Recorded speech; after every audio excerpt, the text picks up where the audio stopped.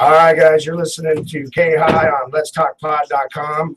This is Speakeasy at high noon from 11 to 1 every day here on K High. Tune into us and check us out. Mr. Trey today, he is still battling with the injuries from his accident. He had a doctor's appointment. He was unable to make it in today. We're going to get him back in the studio here as soon as he's feeling better. So today we're talking about, as we are all week, we got parenting, pregnancy, and pot. We want to know your thoughts on the subject, whether you think pregnancy and pot consumption is safe, cannabis consumption is safe, whether you think people should or should not be parenting or consuming cannabis openly in front of their children, and also what your thoughts are on the state stance about the requirements for locking up your medicine. We're going to talk about some of the state stances on pregnancy and pot. For example, I have a doctor's office here in Colorado Springs. We've been doing it for a long time, and the state will recommend a physician for review to DORA, the Department of Regulatory Agencies, if they find out that the doctor knowingly wrote a prescription to a pregnant woman. So we have had to have for a long time a stance on. Now, while my doctor full-heartedly agrees, and a lot of us do, that combustion and inhalation is ill-advised during pregnancy, there is no study or proof or anything that would suggest that cannabinoids affect the development of a fetus. So there are other forms of consumption that might be considered that would still allow for because there's things that you deal with during pregnancy that you don't normally deal with. Nausea is a big one of them. Cannabis has been shown to be a very safe and effective treatment for nausea. So these are the things that we have to consider. Guys, if you have a thought on this, I need you to call in. It's going to be 719-591-5874. That's 719-591-5874 or Kush. Or you can check us out online at YouTube. Go to YouTube and look up K Space High. That's K Space High. And then just follow us there. You can watch the live feed as well as all our previous shows. You can see me and Doc Trey every day here on high noon. You can see the live drive at 5. You can see Hash It Out with Miranda. So go to YouTube, guys. Make sure you follow us on there, okay? Guys, if you want to call in and talk on the matter. Now, I think one thing that was interesting is we were talking to Big Len the other day, one of the producers here at the show, and he was telling us about how he made a promise. He was caught consuming cannabis by his son at a very young age. I believe he said he was either 8 or 10. It was somewhere around there, and his son expressed disappointment, and so he made a promise to his son that he would not smoke or drink until he had reached the age of 18. So it was like a 10-year commitment. And he was able to keep that commitment to his son. And some of the things that we were talking about was, did the role ever reverse? Did he ever, at some point when his son was 15, 16 years old or whatever, catch his son consuming cannabis?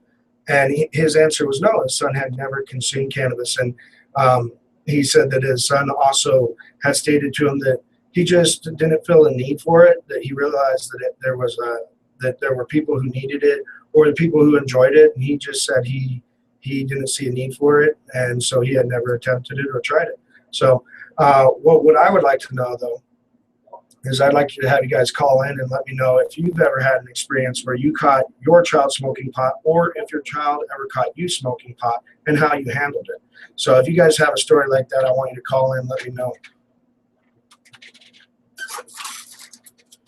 All right.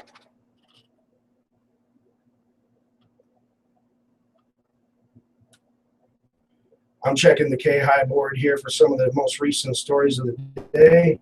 We're going to check this out and see what we can find here. Guys, if you haven't checked out the K-High page, make sure you look us up on Facebook. It's K-High. They always have amazing stories on here about all kinds of good stuff.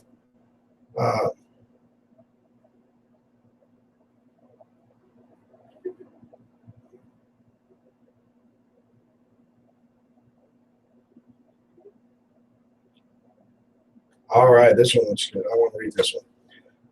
This one says that we have cannabis prices crashing all over Colorado. So let's take a look here and see what it's about. Guys, we're going to be joined also here in the next segment by Chris Rice of Canameds. You may have remembered him. He joined us last week on the show and talked to us about growing, about expanding his company and some of the things he's been going through in the industry. Him and his brother are going to be joining us today to talk about parenting and pot. They're going to be joining us in the next segment after the commercial.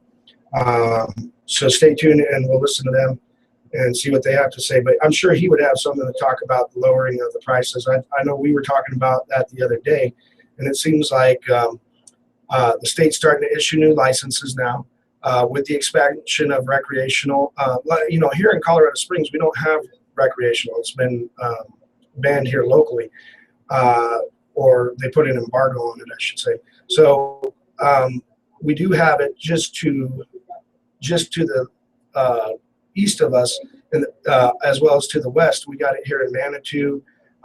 There's some recreational places to the north of us, but also in Denver. But we don't have anything recreational here. Everything in the middle of Colorado Springs is going to be medical.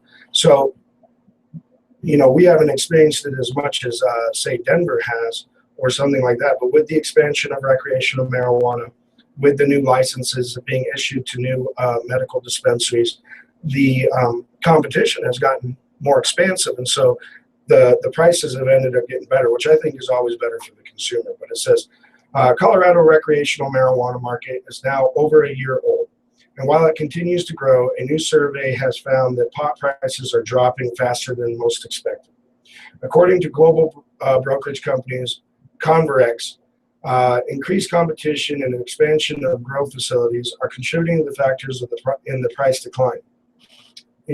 This brings up something that I was talking about when we talk about legalization. A lot of people who push for cannabis legalization seem to have a vested interest in it, financially. And it seems interesting that they would say complete cannabis legalization rather than regulation and industrialization, because if cannabis was completely legal, and I mean completely legal, to where anyone could grow it in their home garden, anyone could consume it. It would, if you were over 18, you could consume it.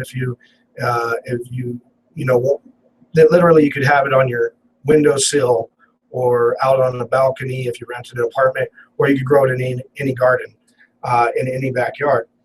The price of cannabis, the value of cannabis would be almost nothing. Because you could literally swap with your neighbor. It'd be one of those situations that if you didn't have it, almost like a cup of sugar, you would just borrow it until your harvest came in. So, I'm not exactly which country it was, but we actually seen an example of this where the going price was $1.60 a gram in one of these countries, because they completely legalized it and everyone could grow it. So the average street price was about $1.60 a gram in American money, and it was like nothing. So it goes on to say but it's also a natural result for any maturing industry as dispensaries try to find the market's equilibrium price. What they're referring to here is what the fair market price is that everyone can kind of emulate and to stay competitive. And we see this in all kinds of stuff. We see this with DVD players. We see it with, TVs. If Walmart has it for $200 less than Best Buy, no one's going to go to Best Buy.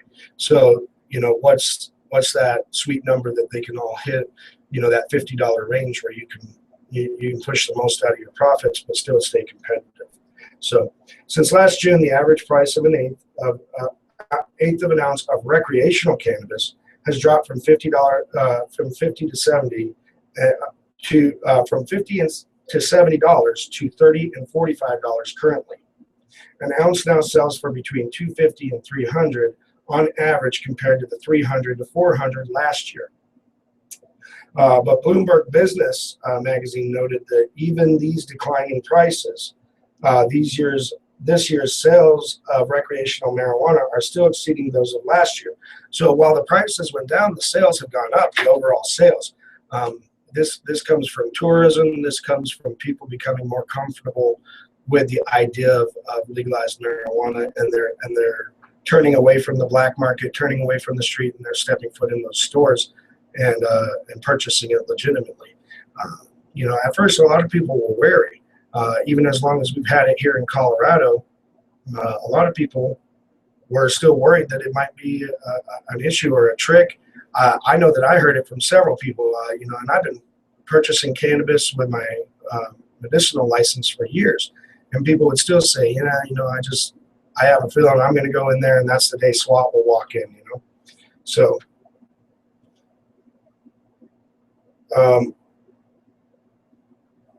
and it also says that the number of people visiting dispensaries has increased. The state grossed $3.5 million in revenue from the 10% retail sales tax in January, which suggests stores earned $35.5 million in revenue. That is that's a 153% increase from the prior year. So we're looking at a dramatic expansion. This comes with, a lot of those stores that opened up, we're talking about they started advertising. These guys were not dumb. They advertised out of state. They advertised on things like K-High here, which is a national broadcast internet station, local AM station, and they do things like that and got it out there. Hey, we're the new Amsterdam. Come and check us out. Come and stay with us. You're safe here. And so we've seen it just explode exponentially. Now, one of the things, though, that it doesn't remark on is how medical marijuana has been. Medical marijuana is still a state program and is only for state residents. So, it'd be interesting to see if there was a correlation or an increase or a decline. And that's what's lacking from this report. But has there been an increase or a decline in medical marijuana sales, in medical marijuana investing, in medical marijuana, are people contributing to the science of it? Are they still putting their money behind it? Are they still propagating it? Whereas everyone kind of abandoned it for recreational marijuana and gone for the easy money. It looks like these guys are blowing up. What I would say, though, is that it actually has been beneficial in my experience. I have no study to back this up, but in my experience on the medical side, it has appeared that medical has still benefited, at least here in the local area in Colorado Springs, from my experience. Medical marijuana has still benefited from the expansion. I attribute that to that a lot of people come out here and visit. People will come to Speakeasy all the time, come to the club. They'll check it out and they'll say, this is amazing. I can't wait to move here and everything. They move to the area and they find that medical marijuana is more affordable, more available, and sometimes of a higher quality. It isn't that the recreational shops don't have a standard. It's that they have such a high demand and they have to get it out so quickly. So, corners are inevitably going to be cut so that they can get the product on the shelf. And so, let's see. It says that 153% increase from the prior year. Revenues in February and March grew by 164% and 126% on the yearly respective. So while sales rose by 98% year over year to 43.9 million in April, according to the data, Colorado's pot shops are expected to gross up to 480 million this year, a 50% increase over 2014. This study is actually it looks like about 8 months old. It would be interesting to see if these projections were correct. We're about 6 months in. We could pretty much gauge it right now and see if that's accurate. If they're projecting a $480 million increase, if we're sitting around 238 to 242, then they're pretty close to dead on. Also, it should be noted that while people are still visiting dispensaries in droves, numbers indicate that the customers are spending less with each transaction. Well, yeah, I remember when I first got my medicinal license, and I think that's the thing too that that we're seeing for all these local people who have had maybe their medicinal cards for a long time. This is kind of old hat for us. You know, it's not exciting or new, but I remember when I first got my card years ago, and I went to my first dispensary, Trichome Health Consultants. I haven't been to them in a long time, but I still hear wonderful things about them. But Trichome Health Consultants was my first dispensary I ever went to. When I went in there, I was like a kid in a candy store, of course. So I bought everything I saw, and I bought large quantities of it, as much as I was permitted. So at that time, it was a 2-ounce limit, and I definitely got that 2 ounces on my first visit. Now, every time I went back, from then on, it was an 8th purchase, probably at maximum. But before that, you know, that first couple times in, man, I made the most of it for sure. So I guess that's what they're seeing reflected in this study here, is that, you know, while people are visiting more often now and more frequently, they're purchasing less when they come in. It seems like they're just now satisfying their needs and consuming what they need. So, guys, if you have an opinion on the prices of pot, I want you to call in.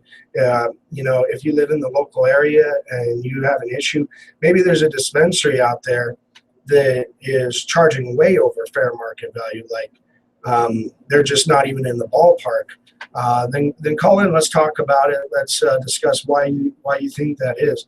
You know, maybe it's justified. Maybe the product is just really good stuff. Maybe they're just crazy and they think they can get away with it. You know, so give me a call. I want to hear about what your feelings are on the prices of pot. Also, guys, we're still talking about parenting and pot all day long, all week long. If you want to call in, this number is 719-591-5874. That's 719-591-KUSH. Give us a call. We'll talk about parenting a pot, the prices of pot, whatever you want to talk about, guys. So give me a call here. Again, guys, make sure you hit up Alicio on his Facebook page. Let him know you can't wait for him to come back. I know I can't wait for him to come back. And, you know, we'll get back in the studio, get back into the regular swing of things. I got Chris coming to join us in the studio here from Canada Meds here very shortly. He'll be in the studio right after the commercial break. He's joining us with his brother. Guys, let's talk parenting and pot. How many of you guys, and this is what I need you to call back in after the commercial break. We're going to start our open phone segment after the commercial break. I need you to call in. Let's talk to Chris here. We're talking about parenting and pot. I want to know what your feelings are on, you know, whether or not consuming cannabis in front of your kids is okay. How we go about instilling the proper beliefs in cannabis with our kids. How do we go about teaching them the proper respect for it? Is it okay to consume cannabis while you're pregnant? Ladies, if any of you are currently pregnant or have been pregnant and consume cannabis, please call in. I know we had a lady the other day, I believe her name was Crystal, that called in. She said that she consumed cannabis during both of her pregnancies. Her children are very healthy, very smart, very well behaved. That's kind of been my experience. I got to be honest. You know, I knew several parents that were raising kids while consuming cannabis. I know several women that consumed cannabis during pregnancy in one form or another. Either they ate it or they smoked it or something. And it always seems that the children come out completely healthy and well behaved and without any of the issues that we commonly see with children today, like ADHD, ADD, and different issues like that, seizure disorders and stuff. So guys, if you have any studies or you know any information on it, or you just want to weigh in, give us a call. We're on letstalkpot.com. We're on YouTube with K-Space High, or you can call us at 719-591-5874. We'll see you guys when we get back from the commercial.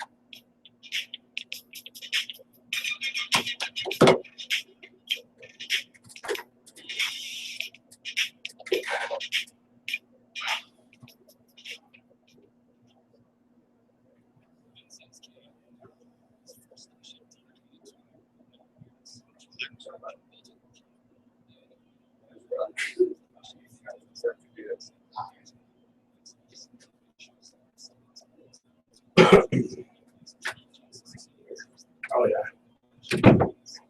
So you're welcome to sit here. I don't know. At least some stuff. He's not feeling well with his car accident still, and so I got surprised with the solo host. Yes, you're on this on your own today. Yeah. So all this week we've been talking about parenting and pot.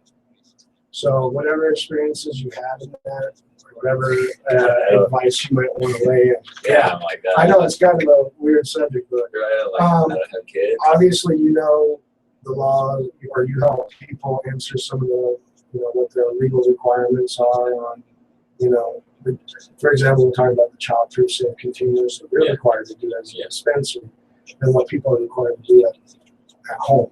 Gotcha. And then just also, we'll go over, like, you obviously have patients that are parents and stuff like that, and the things that they go through. And stuff, I got you. Yeah, and then just what your beliefs on it in general. Mainly we talk about, should you consume cannabis in front of your kids? Is it like a mindset thing that you teach them? You know what I mean? Because we were talking like the other day, okay, is it appropriate to sit around watching Disney with your kids and you all are smoking bong rips? That makes sense. As opposed to like a barbecue setting where you're outside and maybe they're swimming in the pool or something, just like you would drink a beer, as opposed to not doing it at all in front of them. Like, what is there a middle ground, or is it just sharing? I see what you're saying. Well, I guess I know what you're saying, because I have experience with people who hid it from their kids their entire lives, and we find out there's parents smoke more like every day.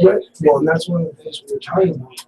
Is some people's experiences is that they kind of did the whole barbecue thing. Yeah, they were consuming for the kids, but not really necessarily directly in front of their kids. But their kids were aware that they consumed pot, and their kids didn't even try it. And then other ones smoked for years behind closed doors, and then find their kids doing it, and they feel like a hypocrite of getting after their kids, and stuff like that. She basically no exposure for guys smokes pot every day of their life. They're not talking to us.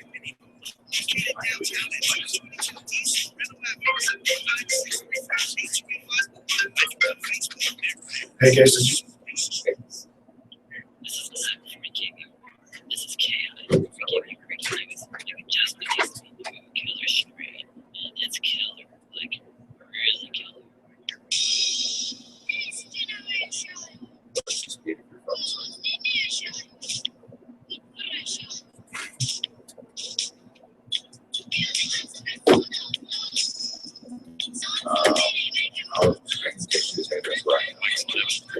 All right, guys, you're listening to K-High on Let'sTalkPot.com. I'm joined in the studio by Chris Rice of Canameds Wellness, with now 2 locations in Colorado Springs. And you showed up just in time, bud. My computer just died on me. I am short a co-host because he is still nursing injuries. Ladies, if you want to help him with that, he's still nursing injuries from his car accident, and had a doctor's appointment he had to make today. So, guys, I'm joined in the studio by Chris Canameds.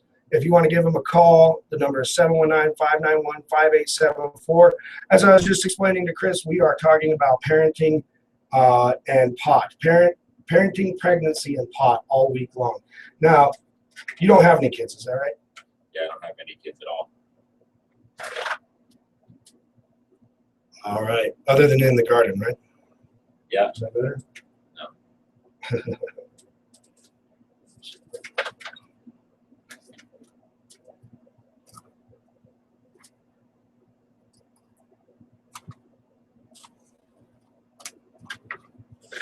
All right, guys. We're just trying to figure out his mic and headphones real quick. I think we got it figured out now, though. Is that better, my friend? Oh, yeah. All right, guys.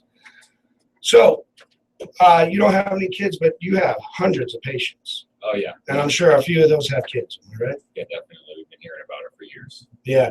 So, let's just talk about on the dispensary side. What kind of measures do the dispensaries have to take? What is the state making you do in order to help protect children from pot, I guess is what we'll say. Well, there's a couple of things. One is we have a choice between child compliant. Everything could be in a child compliant container, which is basically like an opaque medicine vial. We've all seen them. It's just the modified film container. So if you've been smoking pot as long as I have, and you know what I'm talking about. Well, when we first met, though, it was pretty simple, right? I mean, I remember when I used to come and come to your dispensary, it was just old school Ziploc baggie and with a label is what it really kind of was in the beginning, right? It didn't even have labels in the beginning. And I mean, for a lot of them, they just write on it with a marker. Yeah, that's literally what it was. It was just like, you want some Blue Dream? Here, we wrote Blue Dream on the bag. Yeah, here in town, they developed, a lot of them developed a color code system where it was like blue was sativa, red was indica, and black was hybrid or something. And they would just write the name on it. And you'd be, oh, blue, it's a sativa. Yeah. Yeah. So, I mean, but now you guys have to put containers inside containers inside containers is what it seems like. Is that right? Basically what it is you have, like you say, we have a choice. So we can do everything in child compliant containers. So we just sell everything in that container and then we throw it in a bag for you and it's good to go. Where if you choose to just sell it in a Ziploc, it has to be in a child compliant exit bag. And all that, it's a bag. It's just a Ziploc bag with a lock on it. And they found that, it's anyway. Which I will say don't work. If I could just they unzip one time and then break when you try to rezip. It's I think really what it is some Chinese lobbyist came in there and was like, oh, we need these bags. Yeah, dude. So a guy came in, he's like, hey man, I'm sitting on bags for days. You got to help me out here. Well, the only people that make money in that whole bag ordeal is the manufacturer of the bag, and most of them don't come from China. Right. Well, we just found out. We just cracked it open. The new cannabis conspiracy is that the politicians are in the back pocket of Big Bag. So don't fall for the Big Bag conspiracy, okay, guys? I said a lot of these jars that we buy are all made in America. Yeah. So yeah, it really has. Now they're also starting to get on. You make edibles. You have the Cannachew, correct? Yeah, and also the canna rings, which are like PGOs. Yeah, yeah. Now they're starting to do a crackdown on the packaging of that as well. Yeah. And what they're saying is it's edibles above all other are too appealing to children. Children can't determine the difference between a chocolate chip cookie from King Supers or a chocolate chip cookie from Cannabis, right? So and then the packaging. They're starting to do the old tobacco thing where they're saying the packaging is too appealing to kids and stuff like that. What are your thoughts on that? And it's tough because, as a candy company myself, we're trying to appeal to the adults that are, we want them to buy this candy. And it's tough because naturally children love candy. Right. And, being, in these child compliant containers, because our edibles all come pre-packaged and compliant containers, that it's harder for them to literally open the vial. If they figured out that they got their hands on some pot candy because it was left somewhere that it shouldn't have been, and it's at least they can't just open it like it's a candy bar. And that is the positive part of it. Is you're not just tearing open, that King Supers cookie because it's in an opaque bag. They can't even really see what's inside of it. So they're going to have to really want to figure out what's in it. Well, and I will say, early on, a lot of the packaging was made to emulate, and I don't think the target was to attract kids. I think the target was to emulate popular and well-known candy brands already out in existence. Agreed. And the byproduct of that is, who does Snickers pander to? Who does Skittles pander to? Who does Rice Krispie treats pander to? And they pander to children. So when we make emulations of that in order for brand recognition, we then piggyback on that, and so the state came back to us and said, you're trying to get the kids. No, we're just trying to have fun with it.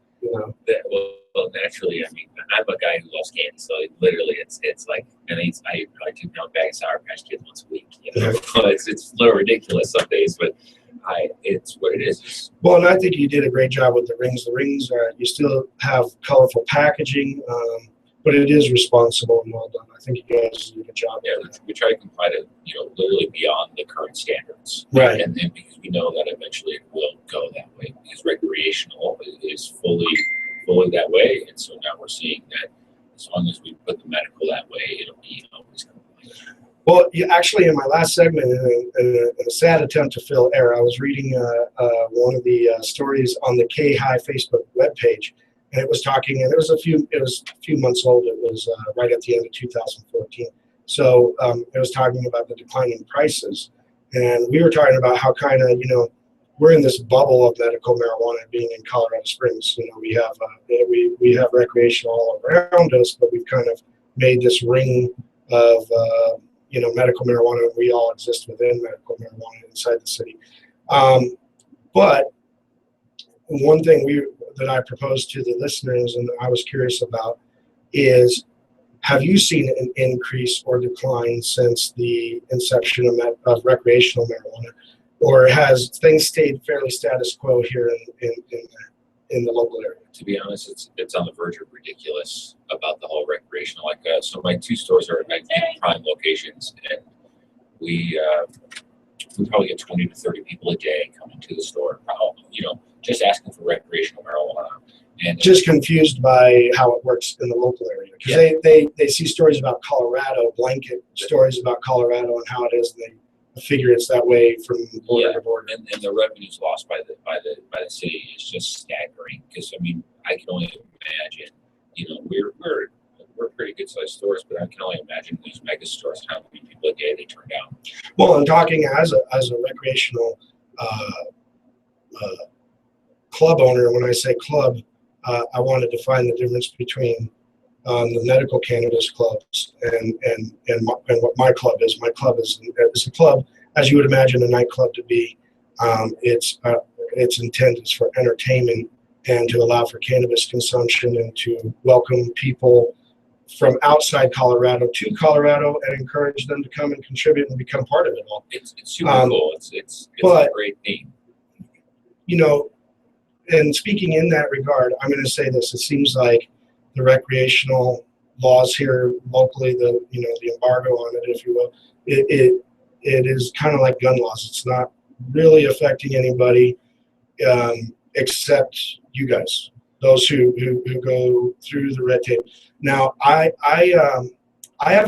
would say I have a toe in a gray area, but I try to be a little reserved and a little respectful to the licensed industry, because so many of you guys are my friends and we hang out, and I have to look you in the eye and shake your hand, and I get my weed from you. So that would be embarrassing if I, Let's clarify that. Your personal. Oh, yeah, no. My club's cannabis comes from its members, and I want to thank all of my members for doing such a kill job. And they do a great job because, they got those small 6-plant closet gardens, which are so easy to take care of. So they do a killer job. Good. Oh, they're fantastic. And then they come and they're so generous and they donate to their club. And I want to thank every single one of them because it's awesome. It's a beautiful thing that we got going on right now. But I personally, because I don't have a grow, a lot of people don't know that about me. I don't have a grow right now. I have grown for years, and I feel that I do it very well. But I currently, for the last couple of years, have not had a grow. And so I come to you quite frequently for my medicine because I am a patient. And that's been the whole thing, is I've propagated for years that we need to keep the money and the efforts behind medical and marijuana. That we don't need to let that just go by the wayside. Well, there's so many loyal medical marijuana people out there that literally we paved the way doing this, and there's nothing against allowing recreational because the revenues that our loss are staggering. Right. Well, cannabis has always been used for a dual function. It's either been used. There's habitual smokers. There was medicinal cannabis consumers all throughout history, and there were recreational cannabis consumers throughout history, even to the point of it being sacrament. Agreed. You know what I mean? So, and I don't know if you could classify that as recreational or medicinal. It's somewhere in between those two. But I mean, cannabis has served a wide variety of functions and stuff. The difference is where alcohol has very little to no medicinal benefits other than how we utilize it with rubbing alcohol and stuff like that. it has really no medicinal benefits. But if you Cannabis does, and so we shouldn't just lump it into the category of recreational and walk away from it. And you know, we need to keep checking into its medicinal benefits. Well, and I agree, because if you look at the way alcohol came out of prohibition so long ago, they offered medical booze. You know, you could get it prescribed by the doctor and buy it from the prescription shop, and there was special licensed distilleries to make the liquor, and it's the same thing. And we have to remember now, to buy alcohol has a stiff tax on it. You know, we're not, you know, the manufacturer is getting a certain price, and then to purchase it is getting, you know, a certain price before they even the wholesaler can literally sell. You know, the distributor can sell it. They're paying tax as well. So the longer we keep medical marijuana around, the more pure it is, and literally the less we can keep it out of a high tax bracket and keep it in hand. You know, and because what happens is once they start really getting that recreational, and they really just start. I think cigarettes are the same way. They're heavily taxed. Marijuana will be heavily taxed. Several levels too. That's what people don't realize. Everyone's got their hands in the honey pot when it comes to tobacco. Oh yeah. Yeah, and tobacco makes a lot of money, but you'll be surprised how much the government makes off of tobacco. And for the government trying to say, "Oh, well, we're working," and how much do you think those commercials are putting out of anti-tobacco? That's a drop in the bucket on what they get off tobacco. I bet you they make as much money as the tobacco company makes. Oh yeah, You it's know, like a 50-50 Yeah, split. I would say at least, you know, and if you really knew a guy who's, you know, sold cigarettes in like 7-Eleven, he'll tell you, oh yeah, this is the breakdown of the taxes and this and this and this. So it's kind of like, you know, tobacco is the drug dealer in this guy's neighborhood, and he's just like, look, you cut me off some, I'm gonna break your legs. So the longer we keep that medical around, you know, and that's where, you know, the jars and the containers, we're talking about child compliant stuff, that stuff is super important to make sure that it just stays at the hands of the children, because we don't want to, you know, the whole country's looking at us, so you don't want your kids ingesting cannabis, you know, and having to go to the hospital for something that could easily be avoided. And yeah, it costs a little bit extra money, but then at the same time, it makes for a much more beautiful presentation. well, I propose that the child safety standards on alcohol are too loose. I need a few child safety lids on some Jack Daniels. In fact, if you're too drunk to open a child safety lid on your Jack Daniels, you should probably just go to bed. Right? That's a good point. It's a good point, right? Like if you can't get the lid off, if you're just like, oh, damn, I'm pushing down, damn it, and like just go to bed. You know, that would be hilarious. Now, how do you deal and how do you find yourself dealing with maybe some of those hypocrisies here on the local level when it comes to recreational? Because 2 minutes. You know, like we said, you pay these licensing, you adhere to these rules, these packaging requirements, these different things that are required of you, and yet so many clubs are now opening that have all the same benefits you do. They can do all that you do without any of the restrictions. They have no hour they're not restricted in their hours of operation. They're not have no packaging requirements. They can drop it in your hand if they wanted to and let you walk out. You know, so. And then these people pay no licensing. And my understanding is that the state comes to you and they say, if you don't adhere to these things, if you don't do these things, we're going to pull your license with a quickness. And when you turn to them and say, well, what about these places? What about such and such, or this guy over here? Well, we would pull their license if they had one, is my understanding. They literally say we have no jurisdiction. Right. So they only have jurisdiction over the people who actually bothered to pay the licensing and do everything. 60 seconds. Right. When we come back, Chris, if you'll stick with me, I got a logging segment here. I appreciate you coming in and helping me fill the air, man. And guys, if you want to call in, it's 719-591-5874. That's 591-KUSH. You do have to dial 719 even locally. We'll talk to Chris here about recreational, about the industry. We're also talking about parenting, pregnancy, and pot. If you have any opinions on it or you guys want to weigh in, make sure you call in. We'll definitely discuss it. Chris, you mind hanging out with me for a moment? Sure. Okay, guys, when we come back, we're going to talk more about the state of recreational in Colorado Springs and what's going on with the market. Okay, guys? So stick with us. Let'sTalkPot.com.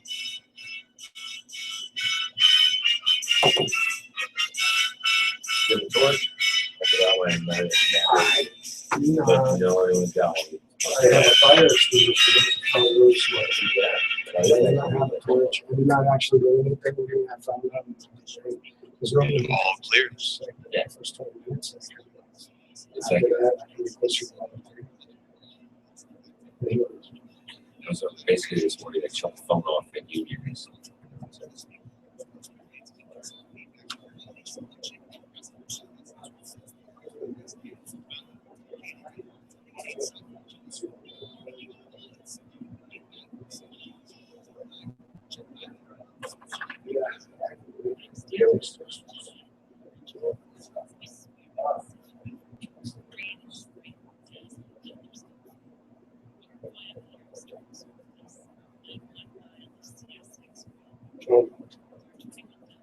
I will.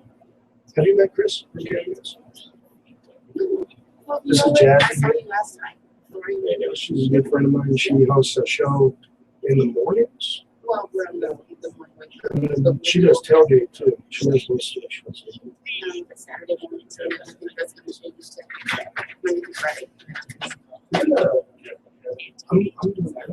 I'm pretty good deal. I'll tell them about that. We'll see about it. Yeah, I never did your back on the jacket. You know what they got in the new store? I saw that. They I actually read something on Facebook. They're like, you know, the wait for this for like a week's whatever. But if it's like, you know, I know you do have that other location. If you want to do like stuff, not the time. Set those up while there be so much. Okay. You guys get ready to go back in that. Yeah. All right. They got 500 ads. You only feel like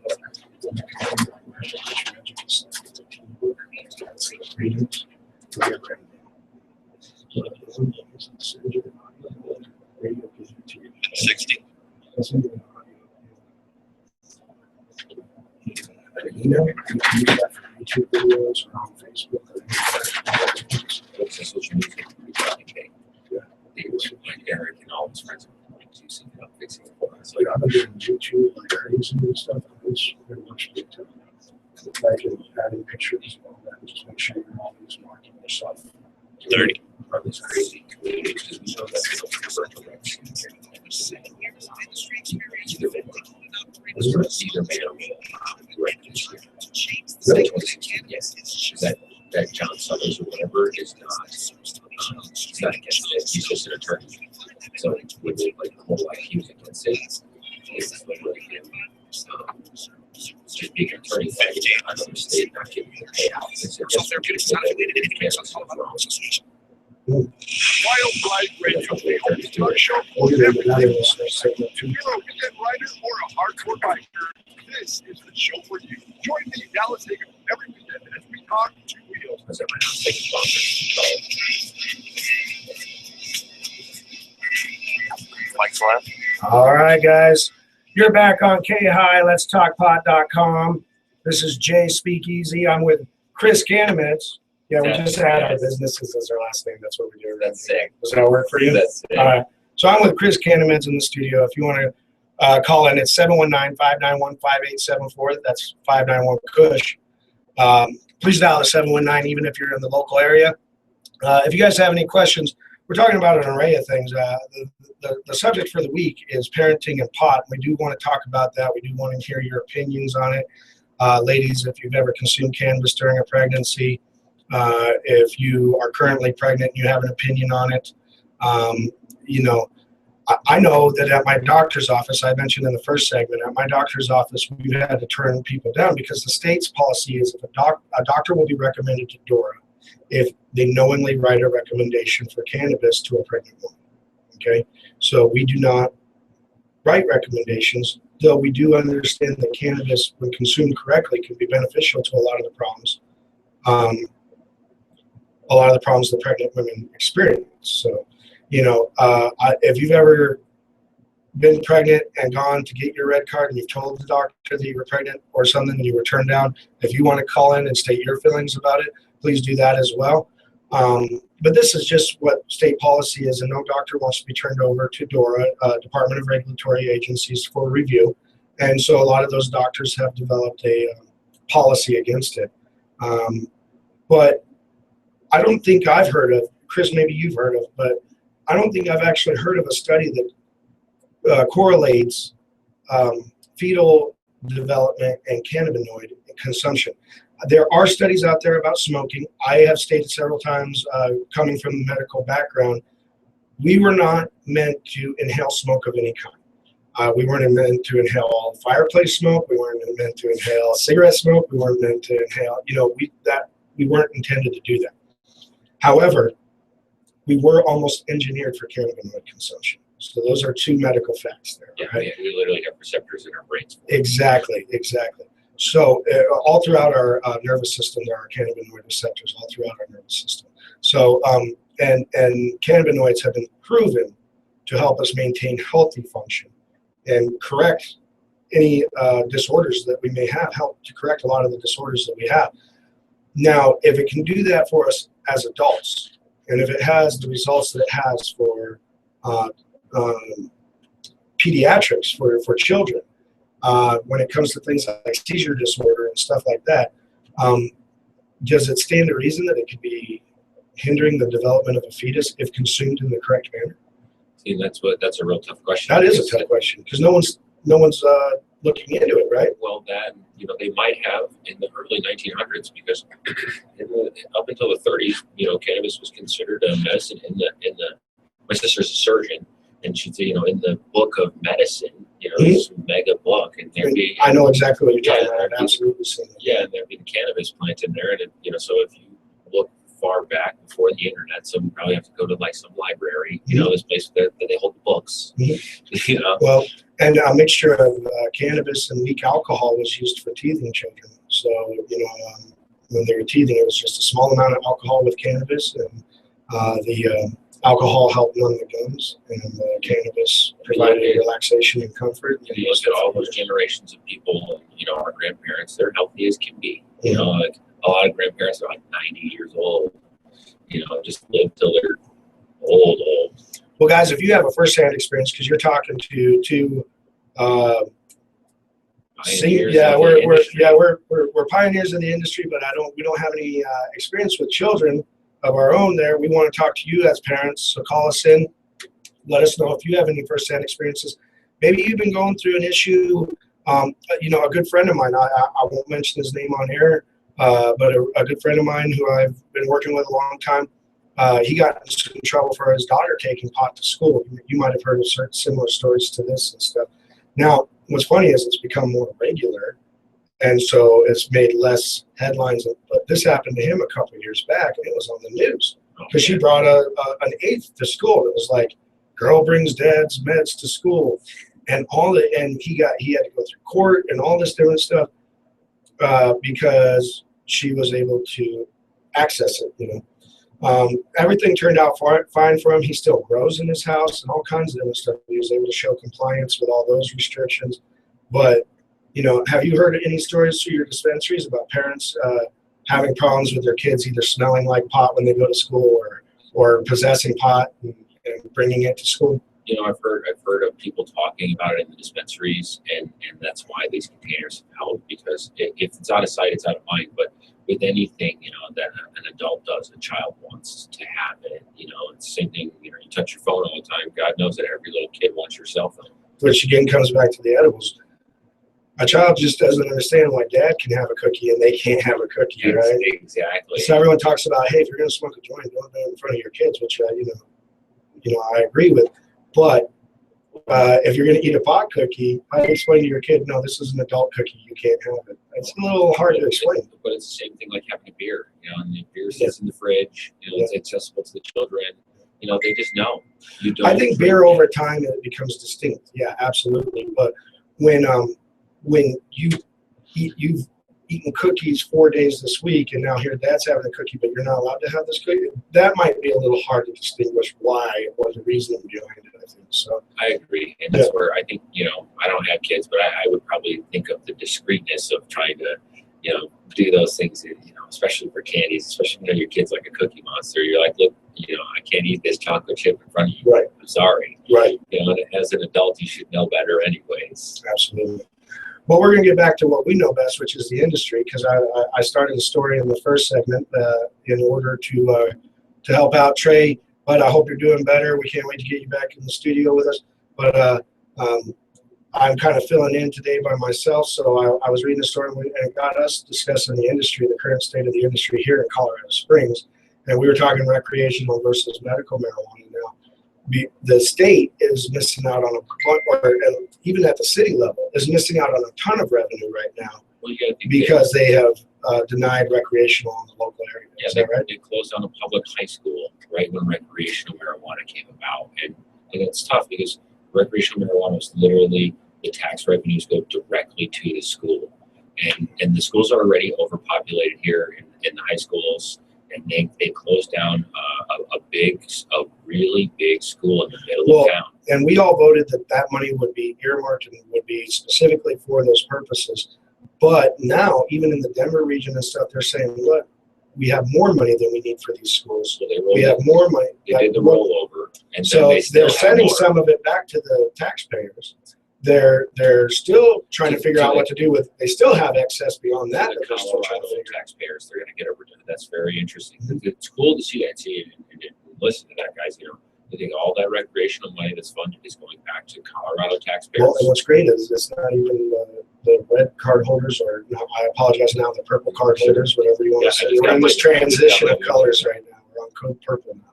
But this isn't just going back to them. This is going back to all the Colorado residents. Every person for or against marijuana. So all the people who have ever looked at me sideways when they're standing behind me in the grocery store and I smell like weed, you're welcome.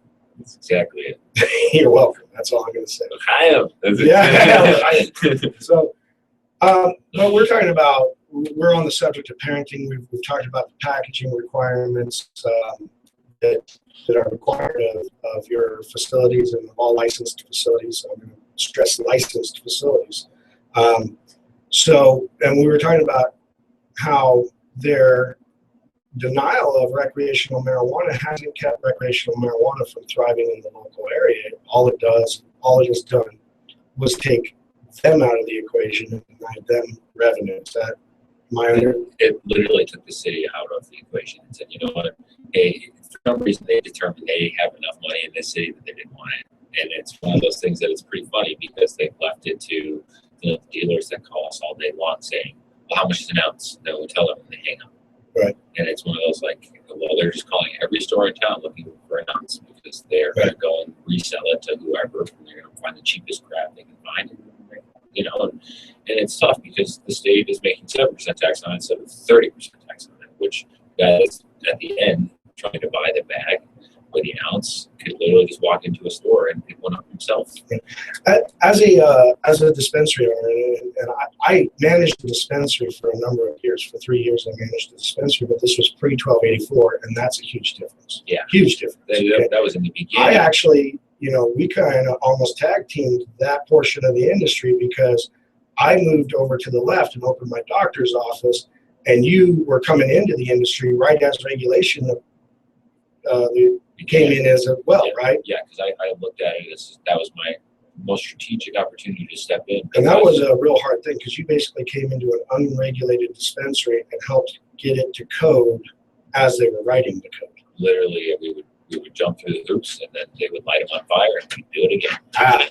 So now you go through all that, but what we were talking about is these places, these other places are able to operate in a gray area and they're permitted to do everything, but they're not worried about being shut down. And it's tough because our biggest expense is building the facilities, getting them up to building code, right. And pulling permits and doing all of the necessary change of occupancies. As an owner, I have every facility I have has architectural drawings, mechanical, electrical, and plumbing, made by engineers. Very, very expensive process. And then after it's all done, then we can apply for licensing and we have to wait a long period of time to be allowed to open. So for my second store at 317 North Union, we built the store and held it for almost an entire fiscal year with licensing and everything paid for, paying all the rents before we were allowed to open. And this was the red tape that you had to go through in order to open, but so many other places just sign a lease and call themselves a recreational club. bypass all those restrictions. Literally, and then the city has no way of enforcing it, which we don't understand. So. Right. I have yet to understand that too. Denver has no problem enforcing it. It's called 1317C, says you cannot operate. Now, I own one of these clubs, but I try to operate a certain way. You come quite often and hang out with me there.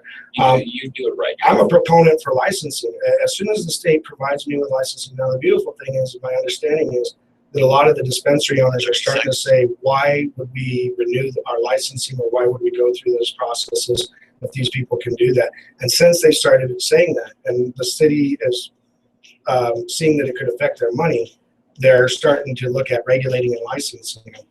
Guys, we're going to talk more about this when we come back from break. We're going to go into more about the potential licensing of these recreational clubs. We're going to talk more about medical marijuana. Guys, join us back. Let's talk pot.com. Nice job, we're all clear. Well, the problem is, and this is the whole thing, because we're no, I'm like, none of these guys are operating. Yeah, that's what the problems we're doing. Right. Well, this regulation is going to say, what's what there's a regulation, whereas my operation's almost identical. It says you'll have to operate like this. Okay. Now, when they do that, these places get lazy with a car that's used in a parking lot. What kind of club or lounge is that? But they have it on the side. You walk in there and it looks like so it's exactly like even the government aware of this place. Who's got a hand in this place that's getting paid that's allowing it to still go down? Dude, for years I thought it was a bad operation, but I just figured it had to be a bad operation. In their state traffickers. I get approached every day by people who want to get 20-pound bills every day. You know what I'm saying? And I'm like, and they're like, well, where do you get your pot from? Well, I gotta give you an ounce, I gotta give you an ounce, I gotta give you 2 ounces. And but if you get 15 members, you give you 2 ounces, you got 30 ounces. Yeah, you got 2 ounces. Yeah, you know what I mean? And my frustrations are like, yeah, but I mean, here's the thing. Once they give us a license, what does it cost to apply for a bar? You know, $8,000 altogether to open a bar or something. Well, what are they going to try to do on these? They're going to try to hit us with a $200,000 license or something stupid because of what's going on currently. You know what I mean? But these serve a purpose. You have no issue with it. Is it Green Hill or Green Hill? How do you say the artist name? Song that I'm about to do for the whole. Dodger? Yeah, there's a song. I've never heard the Dodger song. It's in your thing. I'm about to do the Speakeasy sponsored song. Artist is. That was sent over by Eric. I do not know. But yeah, my frustration is there. So much money is the licensing going to cost?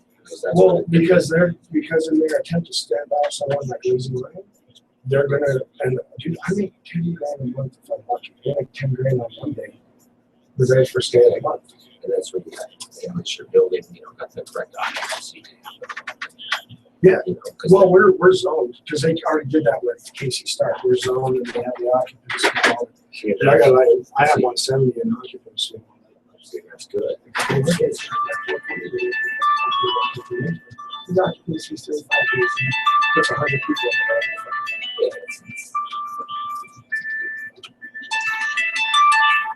Hello? Hey, what's going on?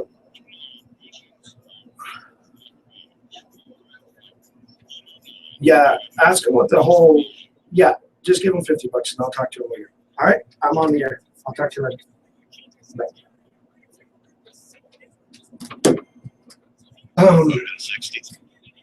But that's my frustration. That's what's going to happen, and that's what's scary. Well, because the truth is, you guys don't have a problem with what we do. Most dispensaries in town have actually bothered to walk in and speak to has no problem with what we do, which is why they advertise with us. I mean, I don't know if you saw our registers, but all those other guys, they're paying all those guys that pay money. 30. What this one is a lot more secrets as a financial assistance. Medical marijuana. You know what I mean? They're funding and giving them product and stuff because it's a financial assistance. Like this. Because they're to learn more about the contact the Marijuana Policy Project at 1-877-JOIN-MPP or all the way up at MPP.org. Said it. and forget it. Then remember around 2 a.m. Then think about unsetting it. Then decide to go back to sleep instead. KI, the weed. We'll see. Yeah. I have to renew, so I just paid. It's 80,000 for 2 of them. Like what? Wow. Yeah. All right, guys, we're back on letstalkpod.com. This is K-High, the highest radio station in Colorado. Guys, if you want to call in at 719-591-KUSH, that's 719-591-5874. Of course, I'm in the studio with my good friend Chris Candameds. Chris, how you doing, bud? Good. How you guys doing today? And we were talking during the break here. If you guys were watching us on YouTube, you can usually see and hear everything we're saying in between the breaks. So if you guys want to check out YouTube, go to K-High and just follow us there. You can watch all the episodes, all the previous episodes of Speakeasy at high noon. You can check out all the Miranda shows on Let's Hash It Out. You can check out all the High Drive at 5 with the Weed Pimps there. So go to YouTube and check it out. Follow us there. And share those links with your friends. Let them know what's going on too. But we were talking during the break, and Chris was telling me how he just renewed his license, and you have to do it every year, right? Every year. And what did it cost you? So this year, so I have since I have 2 stores, 2 grows, and a candy company. So, and then we have to clarify that those are all separate licensing. Yeah. The 2 stores, the 2 what's called OPCs, operation, yeah, and then and that's for the grows, and then what's known as a MIPS, which is for infusing edible products. Yeah, you can make candy or hash. Or hash. Basically, if you concentrate it or you alter the product, you need a MIPS license. Yeah.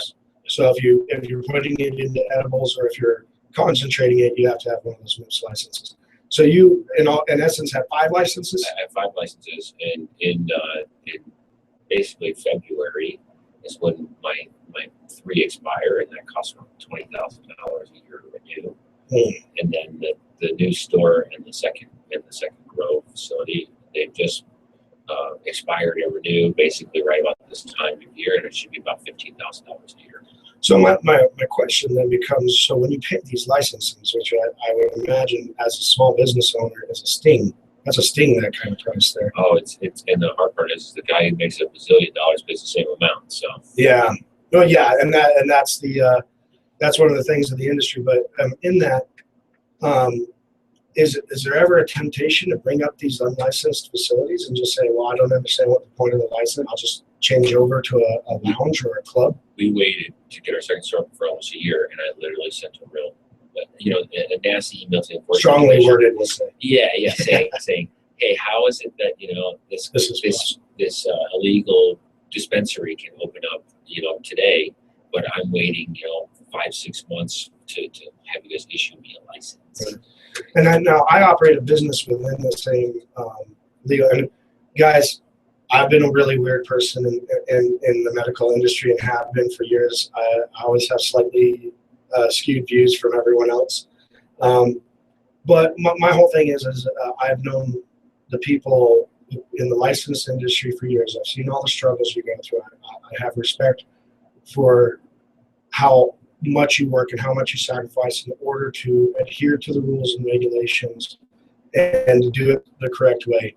And it's been hard. But I've always pushed for licensing because there's nothing wrong with what some of these clubs do. Now, some of these clubs call themselves clubs or lounges in order to operate like dispensaries, selling large quantities to anybody who will come in basically unlicensed amounts. Without any of the restrictions that you go through. There's no receipt requirements. There's no packaging requirements. They're not restricted. They have no camera requirements. They have. Let's go over some of that real quick. If you could list, well, they do seem to adhere to the Amendment 64 statute of 1 ounce. So a lot of them will limit themselves to 1 ounce because they see that as the only law in existence. And then the rest is all whatever they want to do. Now, let's go over some of the things you're required to do. You can't open before 9. Yeah, right? No, 7 a.m. You can't open before 7, and you have to be closed by 7. Yep. Okay, you have to have the opaque packaging, either the bags or child safety containers. Everything has to be chocolate, even the packaging. So if the Ziploc bag it has to be opaque and child compliant. So you got to remember, that's why we all have these go bags and the zip special and whatever. And they all have some crazy name. You have hour restrictions. So you're required to have cameras that meet certain specifications. You can't just have any cameras. We're basically like a casino. We can zoom in and look at a freckle on your face. Just be like, oh, what is? Well, and even more so, the state can zoom in and look at a freckle on your face. Yeah, they can literally look at everything you're doing at any time. They can log in, they have access to it, and ultimately, at the end of the day, though. I heard you had an issue the other day because some plants were tacked upside down, or something like that. It's that serious, though. Is my only reason for bringing it up is because it wasn't that they were upside down. What it is if the tag has to literally be out. Basically, like this, we move plants. A plant starts in one zone and moves to another. Well, they were like, we need to make sure that plant tag is completely visible and we can clean. And if it gets damaged or destroyed, you have to replace it. You have to record this. But they are that strict on everything. And you have had we were just talking about this. You have one of the best gardens that they've seen, and they've remarked on it several times. But they are that serious about what you're required to do. They are that serious. They literally do not mess around. Yeah. But they're following these, and then one thing that leads to question too is some of these clubs that are growing in their basement are filling the needs of people. It's far beyond their capacity. I can't imagine that what they're growing on site is it's tough fulfilling because, those needs. The federal government doesn't want to step into it, and then the city says we have no jurisdiction. So it's one of those. Everyone throws their hands up and says, "Well, I'm not responsible for it." So that's how they're getting away with it. And we hope that sort of saying at the break that they do create some sort of licensing. Well, this has already been put up. It is in place, and they are working on, from my understanding, licensing and regulation for cannabis clubs that will make them operate more in a function similar to a bar, which I think, which is how we operate there at Speakeasy, and you come quite regularly to Speakeasy. Yeah. There are other clubs that operate in this regard. Studio A64, for example, operates very much in that regard. There's a couple others in town that operate in that regard. We do use legal loopholes in order to operate currently. But one thing I've always said is if you give me the licensing, if you give me the opportunity, I will gladly do it. My fear is, and tell me if you haven't experienced this in your industry, my fear is that because of their encumbrance with some of the facilities that are operating the way they are now, they're going to in place ridiculous regulation and excessive fees and taxes, in an attempt to kind of choke us out. That's one thing that is scary.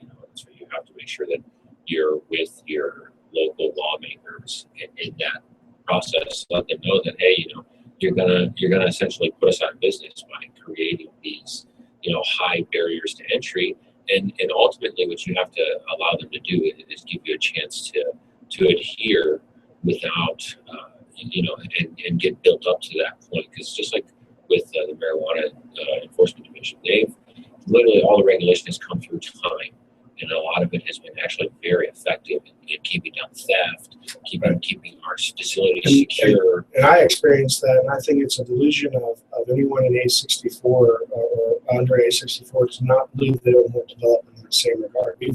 We have the benefit of experience. We might as well learn our lessons. If we can be ahead of the curve, then we're that much better off, right? And that's it. So, and the guys who get railroaded because they don't have camera systems, no POS, not even an alarm system on their building, those guys are going to be the ones that are going to get shut down. Well, and that was really how you were able to save CannaMeds. And I say save just because you came in when it was unregulated and it was having problems complying. And you said, okay, let's keep our ear to the ground. Let's not only make sure that we comply with what they're putting in place, but see what we know they're going to put in place and try to get it in here before they even make it a rule. And because that was the whole thing, is they would sit there and say on Tuesday, hey, you got to do this now, and walk in on Wednesday and shut you down for not being compliant. And you're like, wait a minute. And these were the kind of things they were trying to play. Yeah, they literally had restrictions where you had to do thousands of dollars worth of repairs or renovation or weeks worth of paperwork and processing. It had to be done within days. or they would just come and shut you down. They'd be like, "Oh, we instituted a new rule, and this is the way it needs to be done." But they realized that they were lacking in a certain area, and they wanted it to be fixed immediately. See, and these are the things that scare me in my position because, like we discussed, you've seen my club. We have a beautiful club, gorgeous, very nice. For one of the nicest. If you lump it in with bars and places in town, it's one of the nicest places there is. Well, when you're the first one around, when compared with anything, you know what I mean?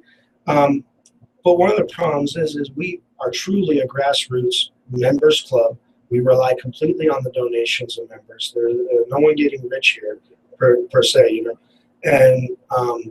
and so we take in the money, we use it for very specific things. We do a lot of charities, we do a lot of fundraisers for the community, and then we improve our club for its members. The money goes back to benefit the members. We're constantly improving our club.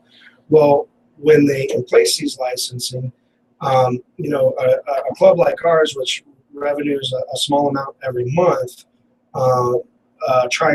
with our intent to adhere to that and our desire to license ourselves, there's going to have a harder time than these clubs that have been operating as unlicensed dispensaries that literally make thousands of dollars a day, right? But they're going to have a real hard time because once the laws come into place, the rules come in, I think they're going to look into the cost of things, and I don't think that you guys are going to have to pay as much money as we do. For the license, it's still going to be a stinger.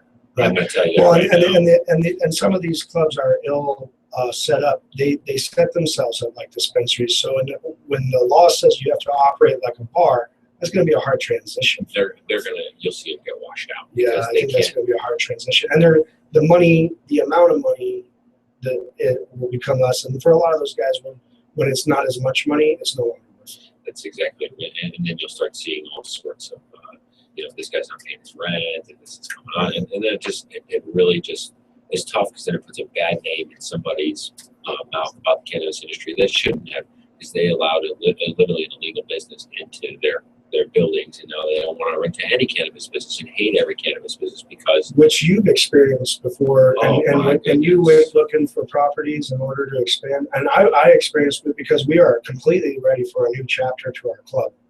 Yeah, we have over 3,000 members in a 4,000 square foot club, which is very nice.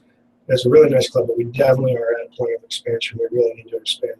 And man, it's hard to find people who are willing to work with cannabis. Period. It's real tough. Everyone's real questionable, and the only people who do want to work with this guys on the building since the 70s hasn't pulled a permit since the 70s, and right. And then what happens is you come in, and the state says you can't open a dispensary in here unless you meet these requirements. The landowner says, well, I have no requirements I have to meet. You either want to rent it or you don't, and so you end up renting it and improving the property on behalf of the landlord on a property you don't own. Yeah, pouring hundreds of thousands of dollars into it, and literally making capital improvements because you can't take your power box with you. You can't.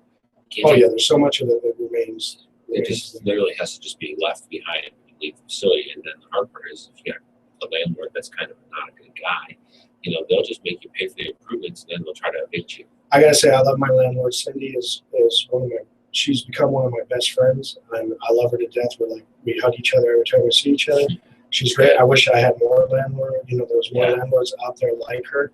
But that's one of the things she said. You guys have been one of my best tenants. I have no problems. We have bars in the neighborhood, and there's a lot of roughness that goes down at these bars all around us, and we have this kind of serene thing going on right in the middle of it. So very relaxed and beautiful. She loves it. She never has to worry about us. She has watched, because as you know, we've made numerous improvements over 2 years. It's just every month we do something new there. And she watches it. And once again, it's a lot of stuff that when we leave will only serve to benefit her if we were to ever leave. One thing that she knows, though, and so we have no intention of ever leaving, that's that's where we started, and we built something pretty amazing there. And so it's going to always be our home place, but just new chapters from here on. That's the way to do it. Just finding another location is a tough thing. So hey, you'll get there. It's one of those. You helped me find the Shell location. Well, I feel bad because you were looking and you had just signed. I think I called you and you had just walked out of signing a lease on another place. But then when we were talking about this property, it was just too ideal, I think, for you guys to pass. Well, what happens? I just kept on doing the whole cannabis thing with the bad landlords, man. I mean, I probably went through 5 or 6 different guys that agreed to it and then just backed out, or oh, I'm gonna rent to this other guy, or I'm gonna do this, or I'm gonna open my own dispensary, and it was really tough. So I've had them do all kinds. I've had them say, "Sounds great," da da da. They're all excited, and then all of a sudden, 2 days later, I get a call. And well, I was talking with my lawyer, and you know they were talking with their lawyer. Exactly. It's like their wife said, "Are you sure about that?" Or someone just got in their head and said something, and now they're like, "Oh, I was talking to my lawyer." No, you weren't. the funny part is it's definitely his wife. You know, and you're like, I was talking to my attorney. Right? Yeah, they're always like, they my try to make estate it planner. easy. They're like, yeah. So your wife Oh, said the no. insurance is on the property. Won't let us get no, that's not true. Yeah, it's not true because I have insurance on all our properties. Right. And they don't know. You pay the triple net. What are they? They don't know. Yeah. There's nothing there. That's it. But you know, the landlords they look at it as you know, we can say whatever we want because it's unregulated. In reality, though, if And this is ridiculous. And more again, when we're talking about the recreational license, this is a ridiculous thing to do because how many vacant properties do we see? The city. There's so many portions of the city that are dying, and the flourishing ones always have cannabis businesses. Right? Cannabis is what's revived all these strip malls. It's what's revived all these different areas of town. And that's why these guys who own the building from the 70s are jumping on it because it's the first chance they've gotten, the first good business. Because I mean, you think the tire shop is not going to repair the building, the welding shop's not required to repair the building. All these clothing shop's going to come in and fix up the building unless they're corporate, and then they're going to try to buy the building, and they're going to get a bank loan for it, and they're going to pay it over a 15-year period.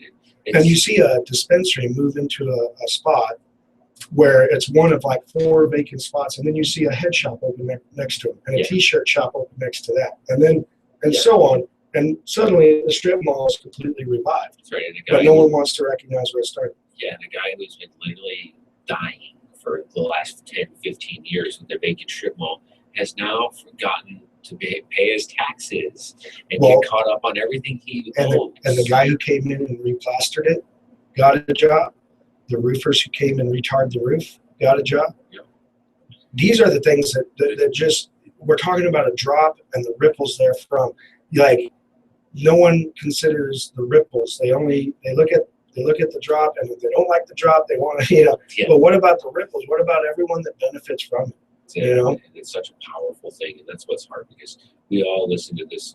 All of us listen to the radio station agree, and that's what's hard is how do you make a change? Well, nowadays, making a rant on the internet ain't going to make a change, right? And that's the hard part is getting hold of your senators and congressmen and being kind of correct lobbyists is what makes the change. And it's and talking to the MMED and stuff like I have in the past and stuff. For example, what we were talking about with the clubs, the change there came from you guys saying, hey, there's no point in us paying our licensing. There's no point in us doing these things if other people are going to be permitted these liberties or these freedoms without the licensing, without the fees. Because they keep telling us, it's a privilege what we get to do. It's not a right. It's a privilege with these licenses, which in reality we're paying for them. It's our right. Right. So you can just say, well, all right, I understand that under Amendment 20, I have this privilege. I'm going to switch over and go to Amendment 64 where I have the right to do whatever I want. That's it. And then just see, how long that lasts. Well, that's it. So, I'm one of those guys where I'm not willing to risk it. I'm just going to go with my privileges. Right. But I know you have some plans for wind recreation, and we were discussing here that, and we'll get back to it, I think, in the next segment. I got a commercial coming up here. But we were discussing about how they are planning on probably letting recreational come into the area. And that's something I think they're starting to see that's just too much money to pass up. That's exactly it. And that's where the new, both new mayors, I guess, are supposed to be, one guy's just an attorney and he's just doing his job that's supposed to be against marijuana, but in reality, he's an attorney. He looks at it for what's the best of the community that's going to be allowing that recreational marijuana. Because, think about it. We have full staff of police. We have all the firemen. When the city was burning down, who did we want working for, on full staff? It's all the firemen. We didn't want to be underfunded because we didn't have enough money for that extra fire truck, but we're going to let 10 more people's homes burn down. Right. 30 seconds. It's unfortunate that so many times the major factor is money, but money does make things happen.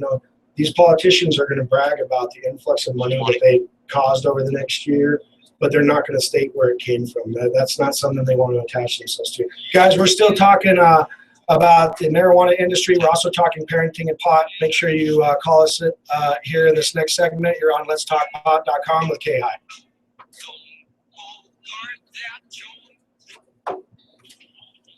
Perfect. All right, we're clear.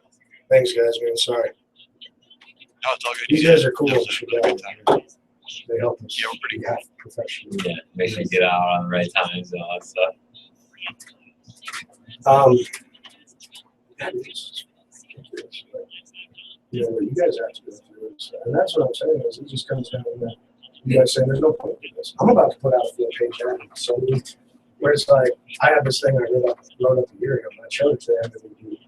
And it just says, why do things the right way when you can do them the lazy way? You know, there was directed at that lazy way. They just had things like no outer restrictions, no packaging, no badging, no plant tagging, no nothing. Like it just listed all the differences. And if you need to put that out, they would literally put it up to culture, like, okay.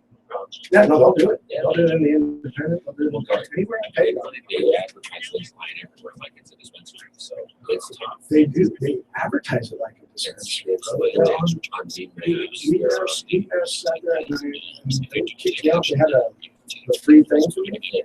And the guy called me and was like, hey, you know, we want to put your label on that free, so can you give us all your strains and prices? I said, well, no, we do a credit system, so there's no prices. I said, for you don't put, I don't know where you put $10 because that's not accurate. We do 10 credits. And then I said, you know, we're this and that. Oh, we can't. I'm sorry, I thought you were a dispensary. We can't be here. Because we got raising on there for years, and they removed us. Like, Speakeasy doesn't even appear on weekends at all. And our address or our phone number is. And I said, what do you do later? And he was like, well, you know, I don't know what to tell you. They got a premium account, they say to me, because they never told me our club. They gave me the prices and all that. He was basically saying, they're not a dispensary, how can they sell weed? And I go, exactly. And he goes, and he's like, oh, and I had like an email to the head guy.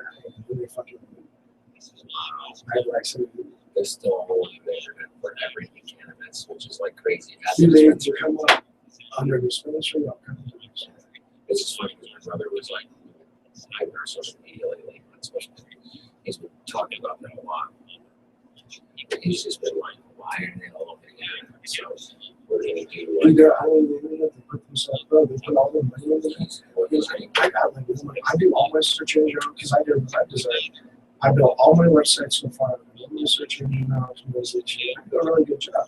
I don't have to miss it. If I had $3 grand, I'd be like, well, that's what they're good at doing this. 50,000 followers on Twitter. And so they got 501 day. So it's like, it's pretty easy. These are paying for that. Well, no, Eric is, they have a way of doing it. Eric and his friends, they got us crazy, like a bunch of smart students. Oh, these are your friends. Well, my brother and his friends. Oh, So he don't have 50,000 followers. well, I need to talk to them. I need help with We that talk stuff. about how many days in a row you can That's stay pretty ridiculous. That's why I wanted to come down. He's there, it's pretty good. And I'm the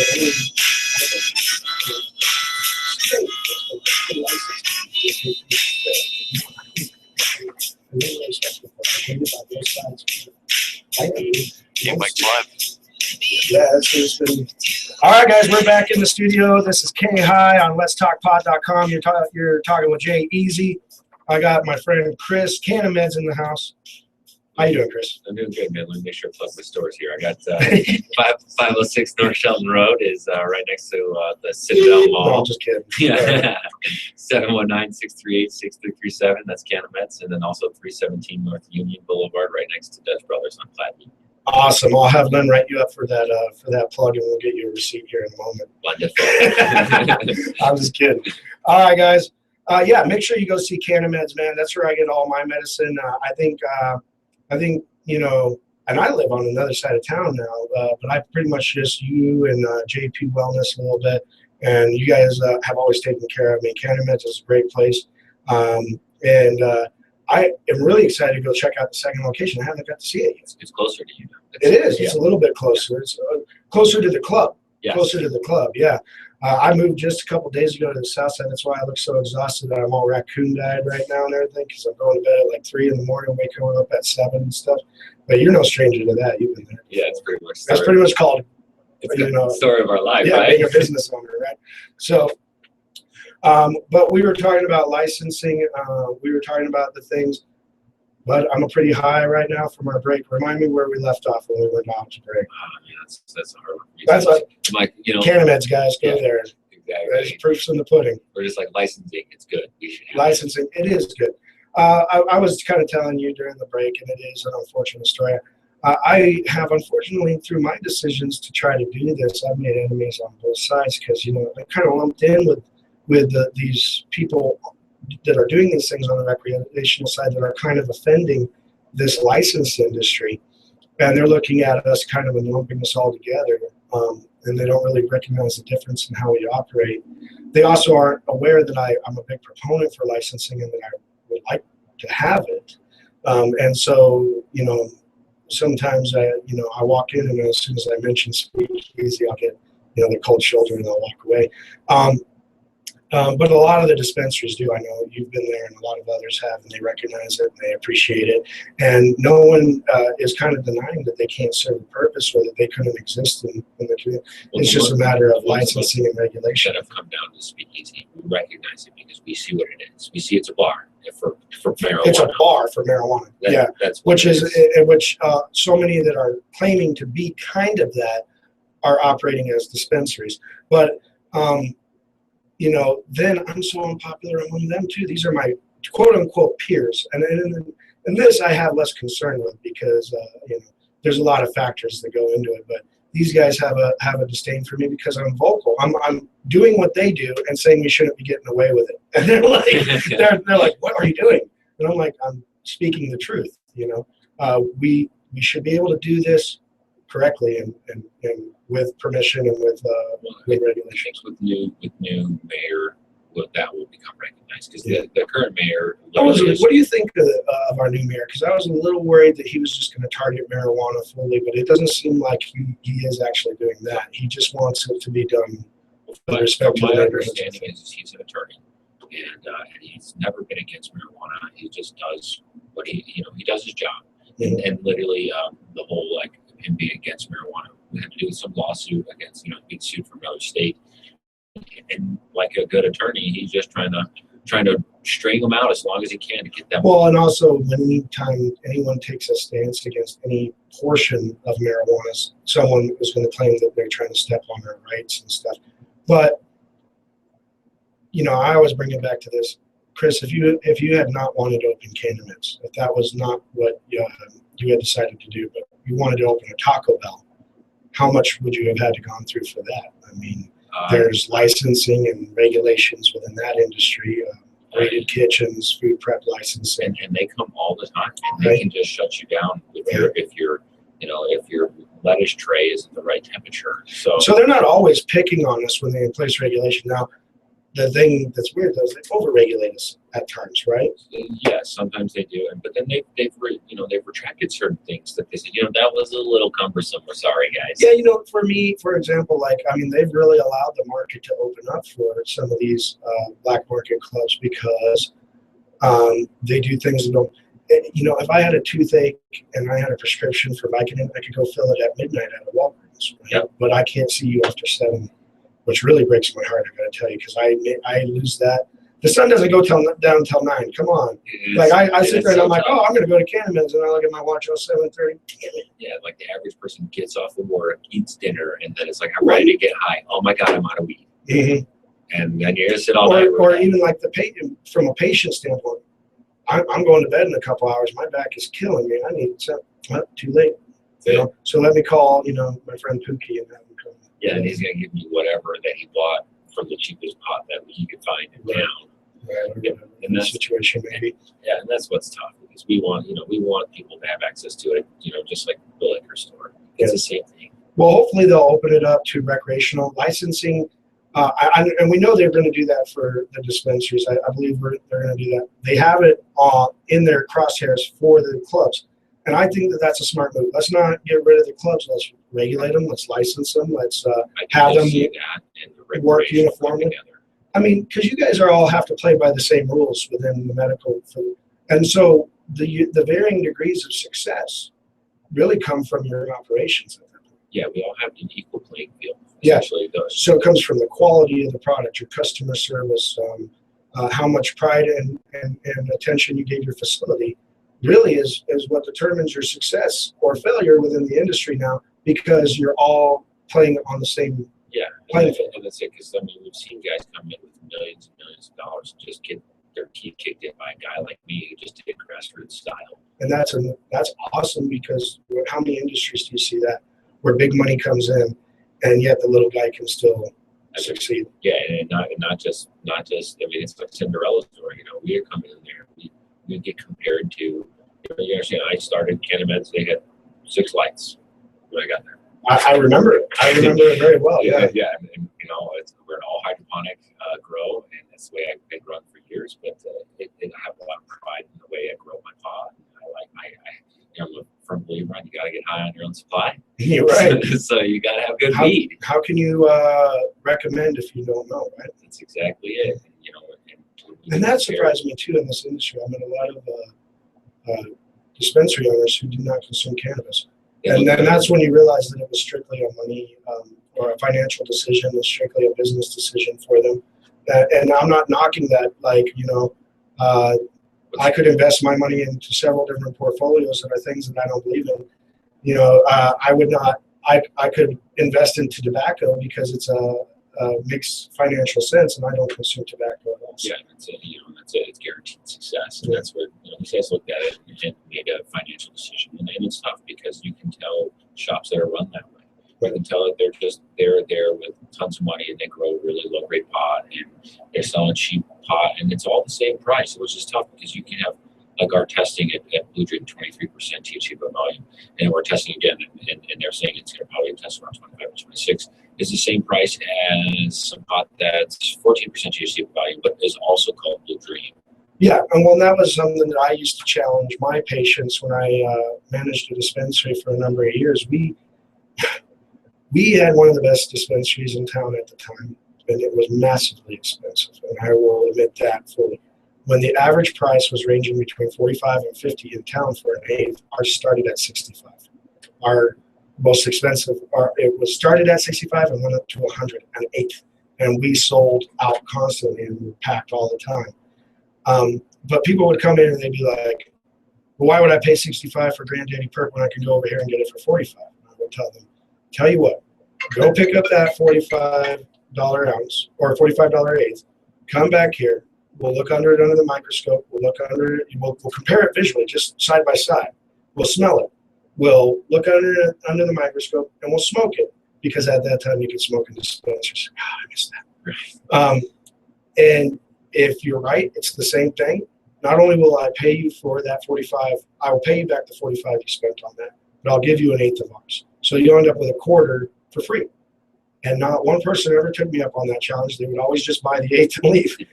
No one ever, did that, because just because you get a Blue Dream seed and I get a Blue Dream seed doesn't mean we're going to end up with the same product. That's exactly it. And even if the thing is, even if you know that we both have the same clones, which are literally identical genetics, just because you grew it one way and I grew it another way, it's not going to be the same. And the quality will differ from person to person, each grower, and that's why we see different grades of pot in dispensaries. You see good dispensaries with good pot, and then you see tons of dispensaries with what we call dispensary weed. And it's just a low grade commercialized product that it's tough, because when big business comes in and really steps in, and we're called big cannabis, they're just going to come in and grow a ton of just swag and that crap. And that's what's going to do. It's going to become very commercialized, and then there'll be stores like mine that literally would grow high grade. Right. So that kind of defines the difference within the industry between the entrepreneur and the connoisseur, because it's kind of like a restaurant versus fast food. For example, you take Mexican food. You go to a fine Mexican restaurant, you eat a really good meal, just real authentic ingredients, fresh ingredients, done in traditional style. And people appreciate that and are willing to spend more money on it and enjoy the ambiance, enjoy the quality of the product, enjoy everything about it. And then you have Taco Bell, where there's a dozen of them. They're all over the place. They look really nice. They're built real quick and they look really nice. It's, clean environment and stuff like that. Uniform all over and lots of locations to choose from. But they're about the quick product and they're about getting it on the shelf, and there's not as much, and it's a price point thing.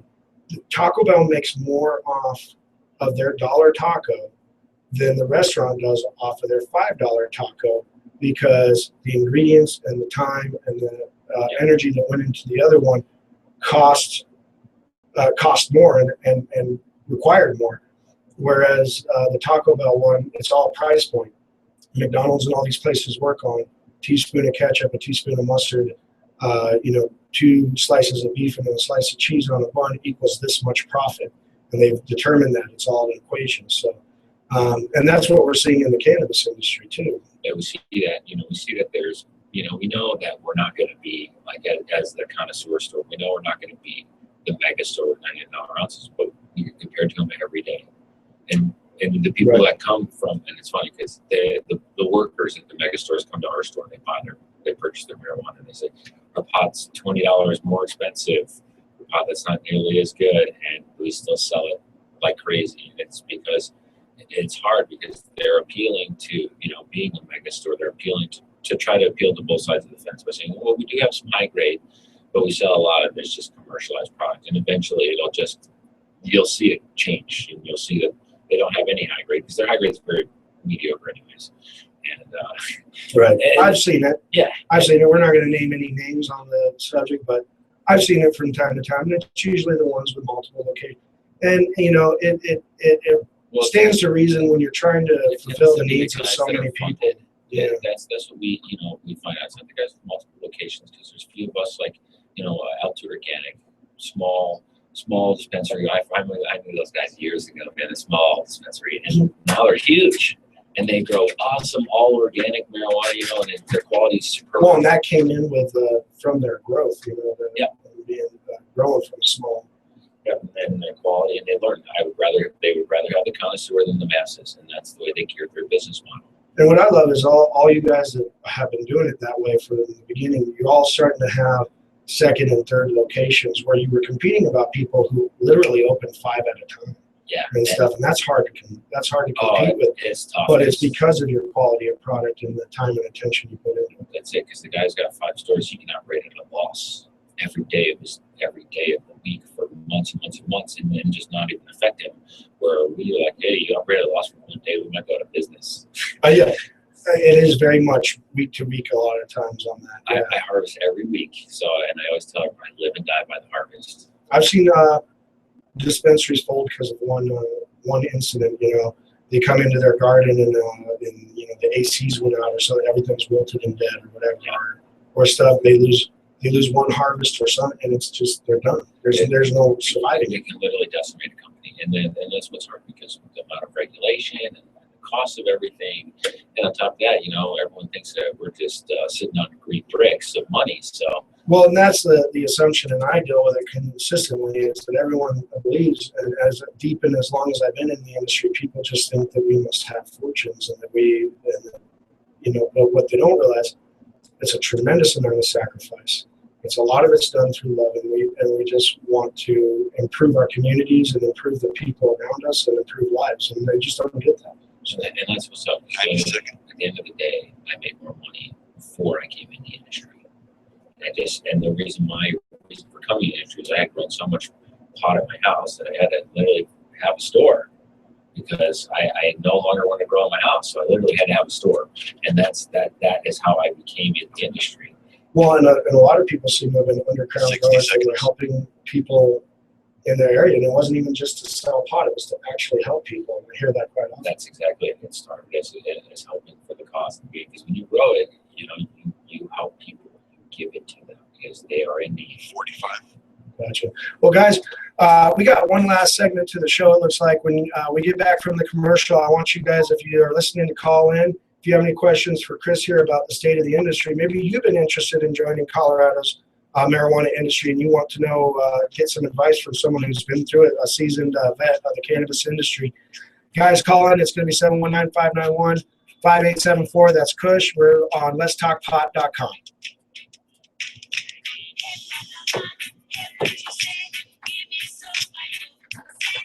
I appreciate you.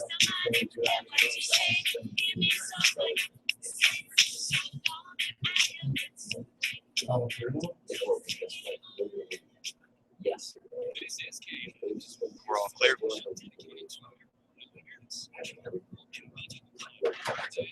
I didn't even throw a red shoe in that.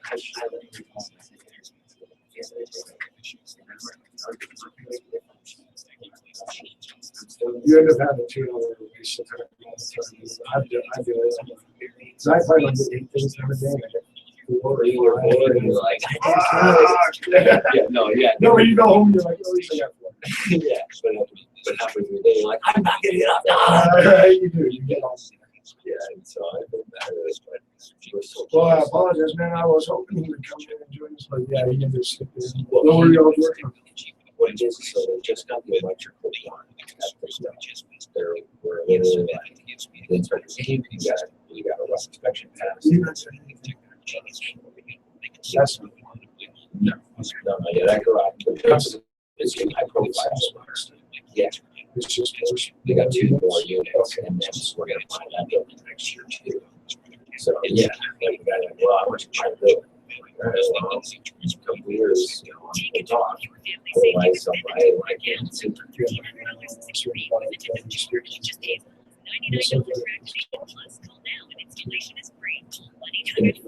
different companies. well,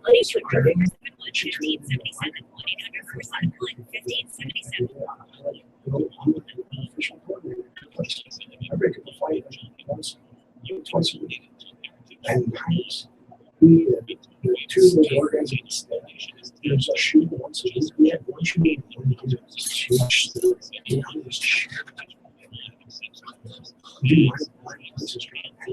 My comments says, oh, there was a shooting. And they said, 60. yeah, and she turned it into straight up. Straight up. That's what she turned it into. She was that's what I mean. She's like, yeah, she came in, she was coming in casual business clothes. Now she comes in like LA and hair stuff with a bandana over her eyebrows and a pink bandana tied around her head. Because she's pandering to her people. You know, that's become demographic. 30 seconds.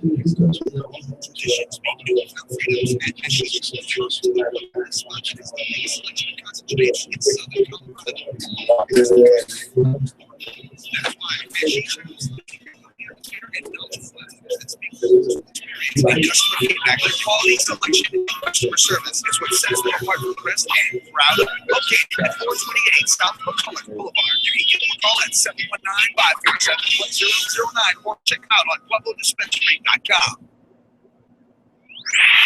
If the weed talk on K-High is giving you a contact buzz, then just turn it down a little. K-High, the weed talk station. All right. Mike's left. Or step. Collaborate in. No, I'm just playing, guys. This is Jay with Speakeasy. At high noon, we're here in the studio with our friend Chris Canameds. Okay, Chris, why don't you tell them again where the locations are at, man? I haven't had the addresses memorized yet. At 506 North Shelton Road. That's on the corner of Shelton and Platte, basically, Yeah, right? right next to Citadel Mall. Green rotating sign, kind of hard to miss. You can't miss it. Yeah. And then the other one's 317 North Union next to Dutch Brothers. They're on Platte and Union. And any old school natives that have been in Colorado for a long time would recognize it as the old coin exchange, right? Yeah, yeah. And that Yeah. place is. That place was there for years. Yeah, and if you've ever been in there, we redid the place, painted it. It looks real beautiful, new It'd be flooring. interesting to see You know, what it looks like. It's a real good looking place inside. And you got a hell of a crew. I got to meet the new people while you were training them, and of course you got the old crew still around, and they're awesome. anything going on there that we need to know about over the weekend or any kind of sale? You guys have daily specials. Yeah, so right now we're offering a $20 gram of shatter through TC Labs. Hey, Tony Dabs, I know you're listening, man. Did you hear that, Tony? All right, Tony knows where to go. You don't have to be a member, and you just come in. There's no limit. And so what it is, TC Labs won Cannabis Cup in 2014. A lot of people don't know that, but that is who we had to make our extraction. We had to do like a ridiculous amount. So there's a bunch of different batches made. It's different qualities and grades, but it's $20 a gram, and we're whaling it out. I know you were like me. You're like me. We're old school bud smokers. We're not really. We dab socially. We dab socially, but we like to smoke weed, right? I am a smoker. I definitely. Yeah. So you recently. I mean, I won't say recently. A while back, you kind of caved into the dab thing and started doing it. But you guys have come out with some fantastic products. People are really giving you high grades on your product here. So, I mean, for a guy who was opposed to dabs in the beginning, you're really killing it now. I literally, you couldn't buy wax or concentrate for 2 years. 2 years. Yeah. Yeah, and I completely understood that. I was of a similar mindset. I was apprehensive about dabs in the beginning just because of the way it looked and everything. I felt like it took marijuana to a drug level. But part of it is too is we didn't have the machines we have now. It wasn't clean like we do. I understood how to make it, which was blasting a can of butane through a glass tube into a Pyrex pan and just letting it evaporate into the atmosphere. Right. Well, what you're doing is you're taking a solvent that has an evaporant quality like butane, and stuff like that. Some of your weaker ones are like alcohol, for example. Everyone knows alcohol will dissolve a lot of things, but then evaporates quicker than water, and stuff. So, and like you said, a lot of this was being done in garages, but now with MIPS licenses out there with these clean facilities, the product is just exponentially better. Yeah, and so what we've been looking at is all these companies that have recreational facilities, they have to adhere to a very, very high standard. So now we're looking at we want to carry your medical wax because we know it's adhered to literally the same standard, except it doesn't have to be tested to that standard. So what happens is all recreational products that test for potency, solvents, pesticides, residual molds, all sorts of tests. It's very expensive per batch. Yeah. In medical, we don't have to do that. We literally just got to make the product. So, well, because you guys are kind of checked, you have a check and point system all along the way that helps you maintain its quality. We do. So, and that's required of you, which is probably really smart because what recreational guy gets to do is during the grow, they get to kick their feet up and just let it go. And then when the final product comes out, they're required to test it and make sure it's clean and good for public consumption.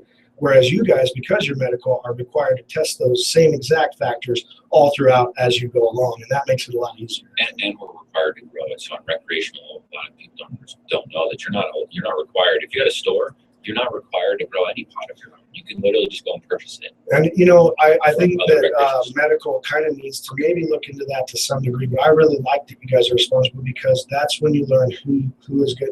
If you guys were all getting it from the same source, what's the point? Well, that's it. One guy's just going to undercut the next, and next thing you know, no one's making it. Yeah, absolutely, I agree. And that's where we're happy to see like this company Craft, and so we're going to carry this new company called Green Dot. I don't think they're new, but they're in Denver. They're extremely popular. We've heard a lot of people say. So we're Green Dot, that is? Yeah, we're going to send out to them, and then the clinic in Denver, which is one of the largest cannabis companies in Colorado. Mm-hmm. They have a big division called the Lab. And I've heard of the Lab. Yeah, and so they literally started doing extraction services. So we're gonna start sending out to them, and we found that literally the large Denver companies make they have a lot of experience, and they make a very high quality, super clean product. And when you're winning awards for your product, it generally means you know what you're doing. Mm-hmm. And that's one thing that we try to go with. Well, and you've won a lot of awards for your chews, which you guys make in house. You have a MIPS, but I know you send your product out to some of these more well-equipped labs in order to do your concentrates, but you guys create your own edibles in-house with the cannon chews. Yeah, we do Phoenix Tears Extract, we're one of literally a couple of companies in the entire state that do this because it's a notable way for the cure for cancer method. And we recognize that. We recognize that cannabis oil is great, but Phoenix Tears is just a better product. And all that has to do with is on a molecular level, the chaining of the atoms and the way that they're chained together and the chemical solvents will activate them or or slow them down. And there's just it's just a different molecular chaining of the cannabis plant, which shows its true diversity, showing that, hey, in reality, if you do it this way, it can help reduce the size of a tumor cell, where cannabis oil in itself will, but not as effective as that Phoenix tears, which is just a different chaining. Well, and there's this whole CBD kick right now, which is CBD is amazing, but what people don't realize is it's best when coupled with THC. THC is a better delivery method than CBD, and they'll go hand in hand, and so there's this whole let's divert away from THC, but THC has its purpose. And THC variant, which also serves that same purpose, has very low psychoactivity, almost none, but just a slight amount.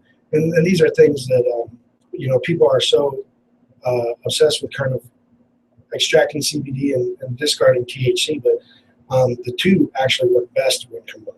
Oh, and the funny part is you got that misnomer of that lady's thinking that some 5-year-old kid's gonna be walking around smoking a joint, and you're like, that's why the CBD is very popular, because they're looking at it like, well, we can give this to children. Well, a lot of people don't get past the headlines, so they're like pot and pediatrics, or kids consuming cannabis, or something like that, and people go with just what's in their head. Like you said, a 5-year-old walking around with a big old doobie in his mouth. Yeah. You're like, this is wrong, and that's just not the way. Yeah, and it's like, exactly. Yeah, and there's a lot of science being put behind titrating the proper levels for people, the proper milligrams for conditions. And age groups and weight groups and all this. But this is all being done at our level. The state, the government is not putting money behind this. This is us trying to figure this out and show people that it can be done, right? Yeah, universities are actually doing studies as well, which tend to be our leading source for, scientific data. It tends to be universities. And so there's a study at either Yale or Harvard. I shared it on my Facebook. It was something about the psychoactivity of marijuana, and not like it doesn't have the effect on your brain that we all thought it would have. And there was basically the study saying that your brain works is an amazing creature in the way that just because you smoke pot and your short-term memory synapses are changing, your brain bridges it in a different way, and tends to happen that people who are habitual smokers tend to use a larger percentage of their brain on a daily basis than people who don't. Right. Well, it activates portions of our mind that are otherwise dormant and allows them to take over processes that are usually handled by other portions of our brain. And what we don't realize is it's actually more efficient. Like, people think that but because there's that changing of the guard, or a switching of gears, and it results in an inebriation, people think that you're less effective, but you're actually, you function better a lot of times. And it's hard, because in this world, there's so much to be anxious about, to be nervous about, to have worry that, because everyone judges everyone, and everyone's so worried about the way they look and the way this happens. And, in this day and age, it's like, look, if everyone just kind of got high and just relax a little bit, I think your life would be a little bit. Right. Having a cannabis bar, I'll replace the word club with bar, because that's basically what it is. So having a cannabis bar and being in the neighborhood with several other alcohol bars, I can tell you I deal with none of the issues they deal with.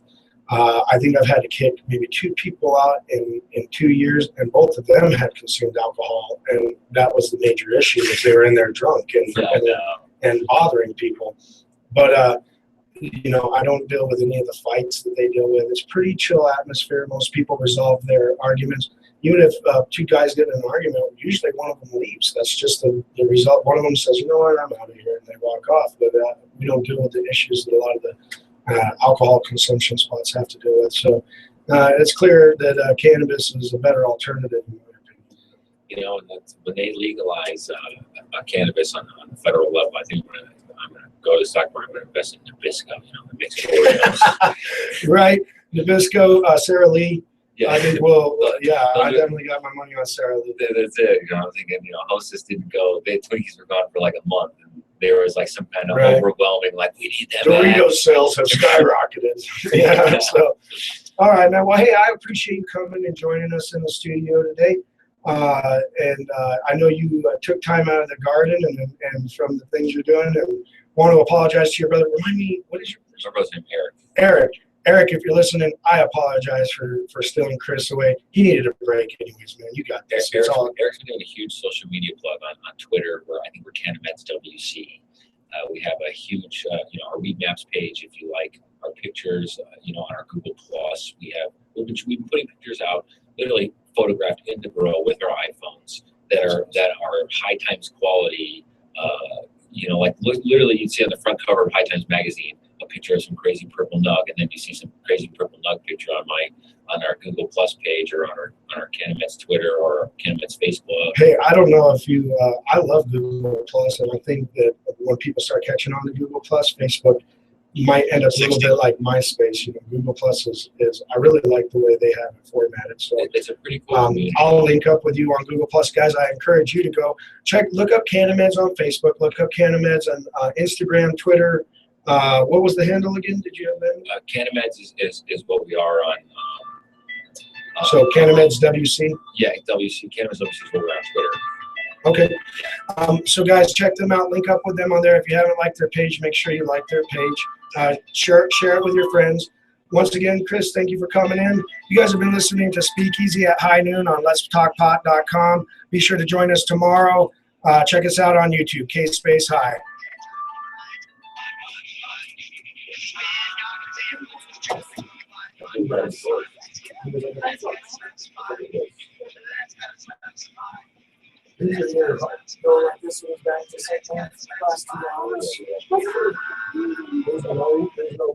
This is KI. All clear, good show. Thank you. Are you talking to me? Oh, up there. There's a white remote from around the table. Oh, I see. What do you want me to turn it off? Turn it down? I liked it in here. Hey, thanks for bringing your friends by my place last night. Jeez. She comes and then you come in. Thanks for bringing your friends by my place last night. I hit every place in town except mine. Yeah, Chris was like, Miranda's here with her friends. And I'm like, cool. And I went next door and I wasn't there like, when she didn't even come in. I wasn't there when Oh, okay. You told me you brought the people from Georgia. Michigan? Michigan. And, no, I just had the girls with me. They just went and got their nails done. Oh, okay. Yeah, it is. What, do we need to get out of here, or are you? Well, right now, you don't have to. How much time do you 5 minutes-ish. have? Oh, okay. Yeah, there you are. Why'd you call me Roger? Somebody should be bringing it in. No, Roger. On the message. Huh? Do you have your mini copies? No. No, Chris. Oh, because I was doing text to talk. I was saying, hey, Roger. That talk where you like, where you like, where you hit the button and you just talk and it texts for you. So I must have did Roger for some word I said. I don't know. I do it all the time, and if you do about I've done a couple thousand messages that way. Okay, we got 2.5 minutes. Did I grab a mic check, Miranda? I could be like, and it'll pick that up like. Hello, it's For real? Miranda. Yeah, no, Okay, it's getting how about better. just give me a I was quick, driving with my 5 window count? down. 1, So 2, that's probably why 3, I 4, mistook 5. what I said. 1, 2. Okay. Yeah, that's perfect. If you just keep right at that distance, keep your voice up, should be great. Okay, cool. Thank you. You're welcome. Any guests or other mics open today? Yes, I'm gonna have 2 guests, so I'll need mic 2 and 3. We don't have to stay. Okay, as long as they're open, Well, we don't have to stay. You want to do this real quick? Yeah, I do. you guys do a test. Okay, yeah, I have to get them. Just give me one. Or, well, can you guys test these mics real quick since you're just sitting right here? Hello. Okay, same mics you had before? Yep. same mics. 1, 2, 3, 4, 5. Okay. 2, 3, 4, 5. Yeah, this one you have to almost eat it, just so you know. You gotta get way in there. How does he sound on his, man? Because Yeah, he's lower. Hello. yeah, he's been low. 1, 2, 3, 4, 5. Yeah. I don't really speak loud either. So yeah, get like Yeah, an you inch like from it. it. Yeah, you almost have to kiss it. It's kind 1, of 2, 3, 4, 5. There you Like this. That's way Yeah, better. there you go. All right, cool. Thank you. Anyone got a lighter to get this torch on? Just over 60. Yoda flame. Just over Yoda. 60. Go gadget flame. Chris, I'll let you do it. You're the expert. Oh, dude, I'm not.